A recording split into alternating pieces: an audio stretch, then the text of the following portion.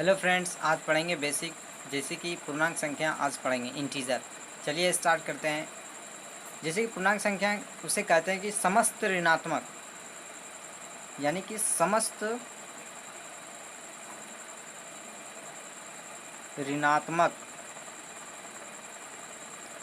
ऋणात्मक और समस्त धनात्मक संख्या को ही पूर्णांक संख्या कहा जाता है। पूर्णांक संख्या कहा जाता है। यानी कि जैसे कि एक लकीर ले लेते हैं, एक लकीर यानी कि एक रेखा ले लेते हैं।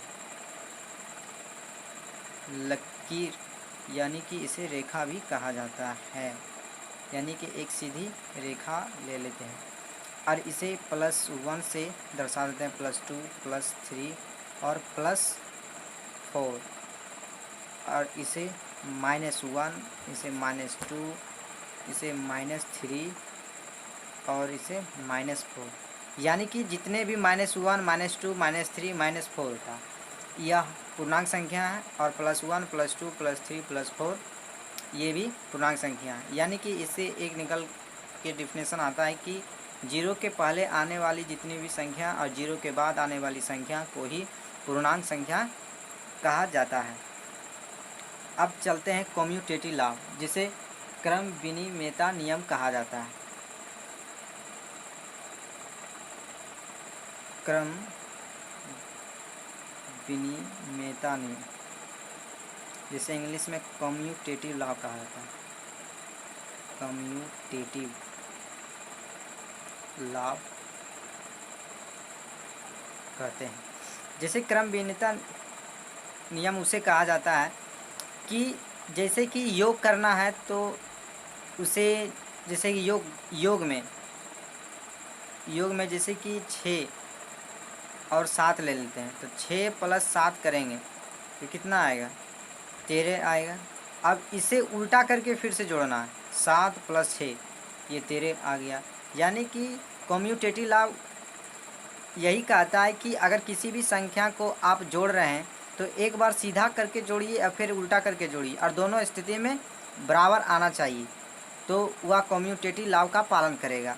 अब जैसे योग में कोई भी संख्या ले लेते हैं, 10 + 5 ले लेते हैं, इसको जोड़ देते हैं तो कितना आ गया? 15। और इसे फिर 5 + 10 ले लेते हैं, कितना आ जाएगा? 15। तो या जोड़ यानी कि योग जो है या कम्यूटेटिव लॉ का पालन करता है। अब चलिए घटा में देखते हैं कि कम्यूटेटिव लॉ का पालन करता है कि नहीं। चलिए घटा में देखते हैं। जैसे कि ले लेते हैं 10 और 6 ले लेते हैं, इसको घटाते हैं, 10 - 6 कितना हो गया? 4 हो गया। फिर इसे उल्टा करेंगे, 6 - 10 कितना हो गया? -4। क्योंकि -4 क्यों हुआ?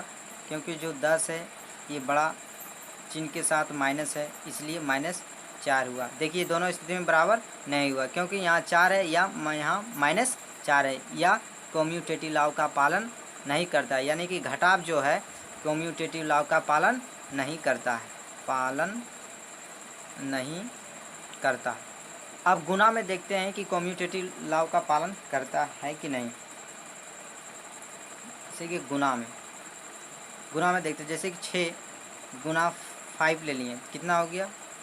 30 ले लेते हैं। फिर इसे उल्टा करके गुणा करते हैं, 5 × 6 कर देते हैं या 30 आ जाता है। देखिए कम्यूटेटिव लॉ का पालन कर लेते हैं। फिर ले लेते हैं -10 और -2 ले लेते हैं, फिर इसे उल्टा करके गुणा करते हैं, 2 × -10, ये 10 × 2 करेंगे, कितना आ जाएगा? 20 आ जाएगा।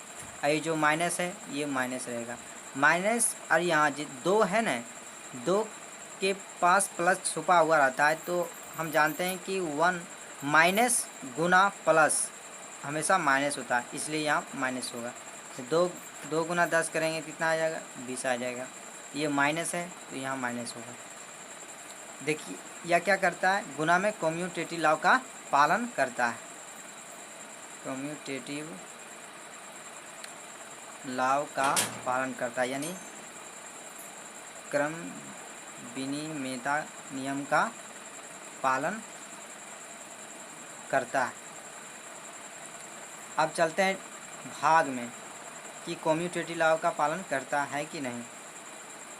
जैसे कि अब 10 में डिवाइड करेंगे 5, यानी कि 10 में भाग देंगे 5 से, कितना आएगा, ये 2 बार में चला जाएगा तो यह भागफल 2 आएगा। फिर इसे उल्टा कैसे भाग देंगे, 5 से फिर 10 से भाग देंगे तो कितना आएगा, 0.5 आएगा। देखिए दोनों स्थिति में क्या है, बराबर नहीं है, तो यह क्या होगा, कम्यूटेटिव लॉ का पालन नहीं करता है। कम्यूटेटिव लॉ का पालन नहीं करता है। अब पढ़ेंगे सहचर नियम।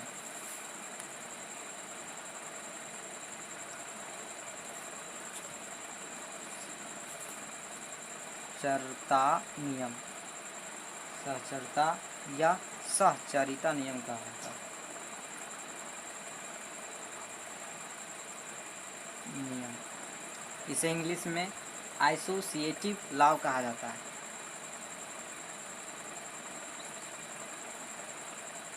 लॉ कहा जाता है। जैसे इसमें क्या होता है कि जैसे कि a plus B bracket plus C है, तो यह बराबर, ये a plus B plus C का ब्रैकेट हो जाएगा। यानी कि योग में देखते हैं कि यह सहचर नियम का पालन करता है कि नहीं करता है। जैसे कि 5 + 6 और ब्रैकेट ले लिए, फिर 1 कर देते हैं, तो अब फिर दूसरा स्टेप लेते हैं कि 5 लिख देंगे और ये दोनों के अंदर में ब्रैकेट लेंगे, प्लस 6 + 1 को ब्रैकेट में लेते हैं और दोनों का योग करते हैं। 5 + 6 कितना हो गया, 11। 11 में 1 जोड़ेंगे कितना होगा, 12। फिर देखिए 6 + 1 करेंगे तो 7 होगा। 7 में 5 जोड़ेंगे तो कितना होगा, 12, यानी कि 12। देखिए दोनों क्या होगा, पालन किया है, तो इसे क्या कहेंगे, सहचरता नियम, आइसोसिएटिव लॉ कहा जाता है। आइसोसिएटिव लॉ कहते हैं। जैसे कि योग में तो पालन कर लिया, आप देखते हैं घटाव में आइसोसिएटिव लॉ का पालन होता है कि नहीं। घटाव में जैसे 7 - 8 - 5, अब फिर दूसरा स्थिति में उल्टा करके लिखेंगे, 7 को 7 रहने देंगे, -8 -5 को फिर इधर ब्रैकेट ले लेंगे और दोनों को फिर घटा के देखेंगे कि दोनों बराबर आता है कि नहीं। जैसे कि 7 में से 8 जाएगा तो -1 बचेगा, -1 बचेगा और ये -5 है, कितना हो जाएगा, -6। अब इसे देखते हैं कि 8 में से 5 जाएगा तो कितना बचेगा, 3, और 3 बचेगा तो यहाँ 3 लिख देंगे, तो 7 में से 3 जाएगा, 4 आ गया। तो देखिए दोनों में क्या बराबर नहीं है, तो आइसोसिएटिव लॉ का पालन नहीं करता है। अब गुणा में देखते हैं कि ये पालन करता है कि नहीं करता है।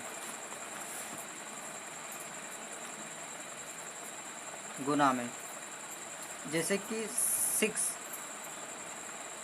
× 8 × 7, इसे ब्रैकेट में लेते हैं, फिर इसे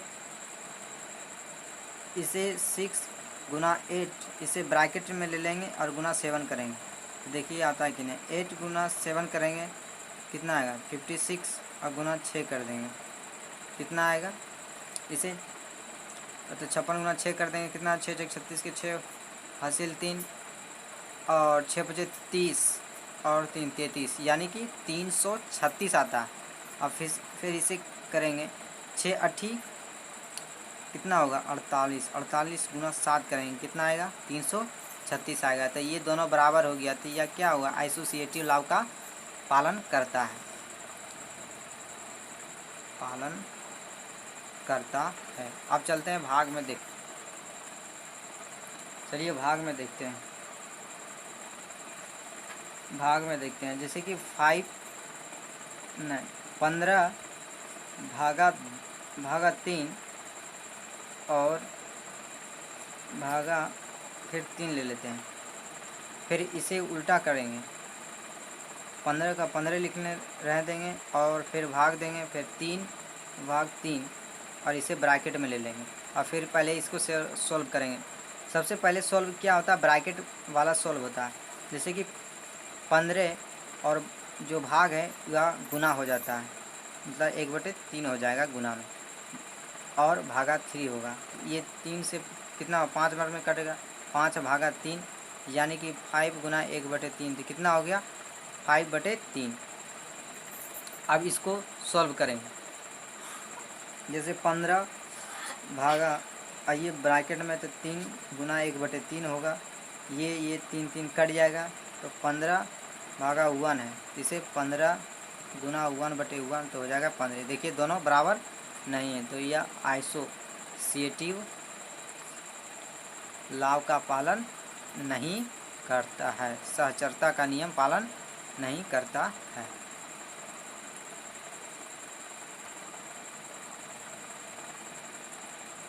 अब पढ़ेंगे योज प्रतिलोम। योज प्रतिलोम पढ़ें। योज प्रतिलोम में जैसे कि 2 है, तो 2 में यानी कि योज प्रतिलोम में मतलब होता है कि 2 में से ऐसा क्या घटाया जाए कि उसका मान 0 हो। तो 2 में ऐसा मान घटाया जाता है, यानी कि इसमें 2 घटाना पड़ेगा तभी 0 होगा, तो इसे घटा दिए। जैसे कि अब 13 में से क्या घटाना पड़ेगा, 0, तो -13 घटाना पड़ेगा, तो यह 0 हो जाएगा। जैसे कि आपको 5/2 है, तो 5/2 में आपको क्या घटाना पड़ेगा कि 0 हो जाए, तो यह -5/2 होगा, तभी है ना यह 0 होगा। जैसे कि इसको लघुत्तम ले लिया, 2 हो गया, 2 1 2 5 होगा, तो कितना होगा 0/2 हो गया, तो यह 0 हो गया। लेकिन एक बात नोट से ध्यान देने वाली बात है कि जैसे कि 0 से भाग, यानी कि 0 में 2 से भाग देने पर यह 0 होता है, लेकिन 2 में अगर 0 से भाग देंगे तो यह इन्फिनिट होता है, यही बात। अब पढ़ेंगे व्युत्क्रम यानी कि गुणात्मक प्रतिलोम पढ़ेंगे। गुणात्मक प्रतिलोम किसे कहते हैं? गुणात्मक प्रतिलोम, गुणात्मक प्रतिलोम किसे कहते हैं? यानी कि जैसे कि 2 है, तो 2 में ऐसा क्या गुना किया जाए कि यह 1 हो जाए, तो 2 में ऐसा 1/2 गुना करेंगे तब न 2 कट जाएगा तो 1 होगा। जैसे कि आपको 13 यानी कि 13/2 है, तो 13/2 में ऐसा क्या गुना किया जाए कि यह 1 हो जाए, तो इसका उल्टा गुना करिए, 2/13, ये से 2 कट जाएगा, 13 से 13 कट जाएगा, यह 1 हो गया। इसे गुणात्मक प्रतिलोम कहा जाता है। अब फिर ले लीजिए, जैसे कि -13/5 है, तो इसमें क्या गुना किया जाए कि -1 है, तो इसका उल्टा गुना कर दिए, 5/-13 माइनस से माइनस कट जाएगा, 13 से 13 कट जाएगा, 5 से 5, तो इसका मान 1 हो जाएगा। अब चलते हैं, अब परिमेय संख्या पढ़ लेते हैं कि परिमेय संख्या क्या होता है।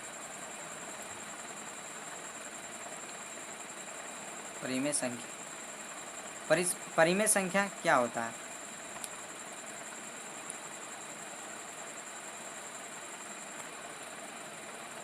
परिमेय संख्या वैसी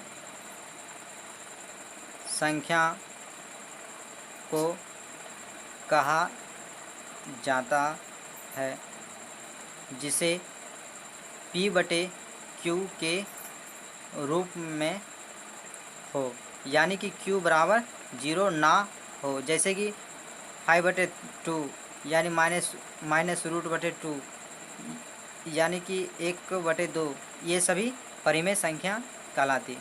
आई होप आपको वीडियो अच्छा लगा तो लाइक और शेयर ज़रूर करें। मिलते हैं नेक्स्ट वीडियो।